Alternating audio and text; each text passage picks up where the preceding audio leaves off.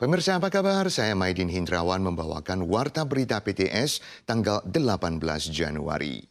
Menjelang Hari Raya Imlek, banyak perusahaan sudah mulai memberikan bonus akhir tahun. Menurut survei Bank STM, sejumlah 85% perusahaan bersedia membagikan bonus pada tahun ini, berkurang 3% dari tahun lalu.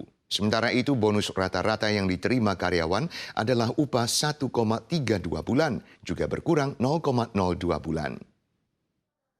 Banyak perusahaan mulai membagikan bonus akhir tahun, namun menurut survei Bank SDM, tahun ini cuma ada 85% perusahaan yang bersedia membagikan bonus akhir tahun, turun 3% dibandingkan tahun lalu. Pemberian bonus akhir tahun telah berangsur menurun dalam 5 tahun terakhir sejak 2020 dan sempat melonjak tahun 2022, namun cuma mencapai 1,32 bulan pada tahun 2023, berkurang 0,02 bulan dibandingkan 2022. 景气的关系，所以说导致说今年的年终有稍微小幅缩水一点点。在景气比较保守、未明还有比较低迷的情况之下呢，很多企业在发放年终奖金的时候，态度也转趋保守，比较趋向是实际的营业面会以营收的数字来做发放年终奖金的部分。 Ada 3 sektor industri yang bermurah hati dalam membagikan bonus akhir tahun, termasuk industri keuangan dengan rata-rata 1,93 bulan, industri teknologi informatika 1,52 bulan, sedangkan industri layanan kebutuhan masyarakat yang menempati posisi terbawah, di mana 30% perusahaan tidak memberikan bonus akhir tahun pada tahun lalu, akan memberikan bonus 1,45 bulan setelah mengalami skala pertumbuhan terbanyak pada tahun ini. Baik industri perhotelan maupun jasa pariwisata tahun ini sama-sama terimbas oleh krisis pekerja. Di bawah kondisi tidak memadainya jumlah pekerja, setiap perusahaan berupaya menarik para pelamar kerja lewat pembagian bonus atau penambahan gaji. Eskalasi tekanan militer dari Tiongkok terus berlanjut seusai pemilihan umum di Taiwan. Kementerian Pertahanan Nasional mengumumkan terdeteksinya 24 pesawat dan 5 kapal yang mengusik Taiwan pada hari ini. Jarak terdekat hanya 42 mil laut dari Keelung. Pemantauan ketat tengah dilakukan oleh pihak militer Taiwan. Tiongkok meningkatkan intensitas tekanan militernya seusai pemilu Taiwan. Tanggal 17 malam, Tiongkok mengirim jet tempur tipe Su-30 dan Y-8 untuk mengusik Taiwan. Selain itu, pesawat antariksa kargo Tianzhou 7 juga diluncurkan dari lapangan peluncuran antariksa Wenchang. Pihak militer Taiwan juga mengumumkan terdeteksinya total 24 pesawat dan 5 kapal yang mengusik Taiwan tanggal 18 dan hanya berjarak 42 mil laut dari Keelung. Jet tempur Angkatan Udara segera diluncurkan dan sistem rudal di pesisir pantai juga tengah melakukan pengawasan ketat. Amerika mendesak Tiongkok untuk tidak mengambil tindakan yang dapat menyebabkan ketidakstabilan regional.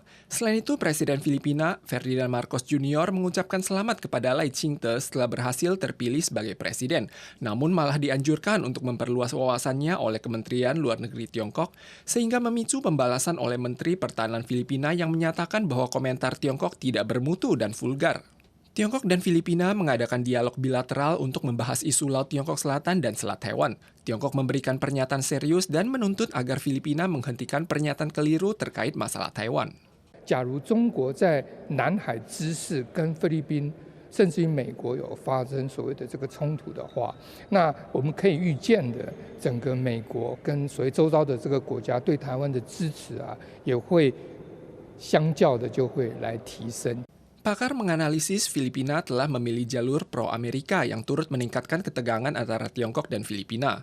Namun krisis pada Laut Tiongkok Selatan juga merupakan peluang bagi Selat Taiwan, yang dapat membantu Taiwan memperkuat kerjasama dengan negara-negara di sekitar Laut Tiongkok Selatan. Tahun baru Imlek sudah di ambang pintu. Klinik estetika medis belakangan ramai dikunjungi warga untuk menjalani penyesuaian kondisi kulit. Ada seorang wanita menderita peradangan dan pembengkakan berulang kali setelah menerima suntikan. Usai ditelusuri hingga pabrik pemroduksi asal, baru diketahui bahwa obat yang disuntik pada kulitnya adalah produk palsu. Seorang warga menuju klinik estetika medis untuk mendapatkan suntikan gadis untuk menghilangkan garis senyumnya. Tak dikira suntikan yang diterima bukan produk asli. Tidak hanya tidak menghasilkan efek yang diharapkan, kondisi peradangan dan pembengkakan juga muncul pada pipinya. Dia kemudian menemukan bahwa pabrik pemroduksi asal tidak pernah mengirim produk ke klinik itu. Dokter mengingatkan produk estetika medis yang memenuhi kualifikasi selain harus belum dibuka, juga harus memiliki label izin bahasa Mandarin dari MOHW dan label laser anti pemalsuan. Di Terengganu, Malaysia, ada peraturan pemisahan tempat duduk antara lelaki dan perempuan di bioskop. Kini Malaysia mengeluarkan pedoman konser perguruan tinggi, mewajibkan kaum Adam dan Hawa duduk terpisah, melarang artis mengenakan celana pendek dan membatasi pendirian zona rock dalam konser. Penyebaran paham Islam konservatif ke kampus sekolah ini segera memicu aksi protes dari ratusan organisasi mahasiswa. Organisasi mahasiswa Malaysia berkumpul di depan Kementerian Pendidikan Tinggi untuk menentang pedoman konser perguruan tinggi yang dinilai konservatif. 最恐怖的地方就是他感觉很含糊地带过了一切，感觉又赋予了他无限的权利去定义他想要定义的东西。 Pedoman konser perguruan tinggi setebal 16 halaman ini mewajibkan pria dan wanita duduk terpisah, melarang artis pria mengenakan celana pendek dan melarang ditampilkannya simbol LGBT. Seiring pelantikan Menteri Pendidikan Tinggi yang baru, Asosiasi Pemuda Baru Universitas Malaya terus memberikan tekanan untuk mencabut pedoman tersebut. Jika tidak, mereka akan meluncurkan peninjauan yudisial. Mereka juga menggalang dana legitasi dari masyarakat. Hingga akhir 2023 telah terkumpul sekitar 147.000 dolar Taiwan. Namun tidak semua siswa menolak pedoman ini. Penggunaan tempat duduk adalah wajar dan patut dilakukan kerana ia mampu untuk menjaga batas antara lelaki dan perempuan. 记者现在正在马来西亚国立大学校园。根据当地媒体报道，马来西亚伯特拉大学、沙拉院、马来西亚大学等学生组织已经商讨，要根据高教部的指南草拟类似的规范。 Anggota Parlemen Malaysia sudah lama prihatin tentang isu hak otonomi mahasiswa dan penerimaan siswa perguruan tinggi. Ia khawatir kekuatan kalangan konservatif akan menyebar ke seluruh masyarakat dan mengusungkan panduan konser untuk didiskusikan di forum kongres.